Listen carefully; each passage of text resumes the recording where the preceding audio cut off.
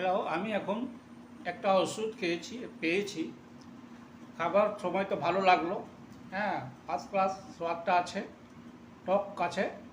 এটা গ্যাসের জন্যে, পেটের ব্যথা, আর যদি পেটে যদি গ্যাস হয়, বদহজমি হয়, তাহলে এটা ইউজ করুন। ইউজ করার পরে আপনি 10 দিন মধ্যে আপনি বুঝতে পারবেন কি ওষুধটা ভালো আছে কি না আছে। যদি ভালো থাকবে তাহলে আমাদের সঙ্গে সম্পর্ক সাধবেন। আপনি আপনার বাড়িতে ওষুধটা চলে যাবে।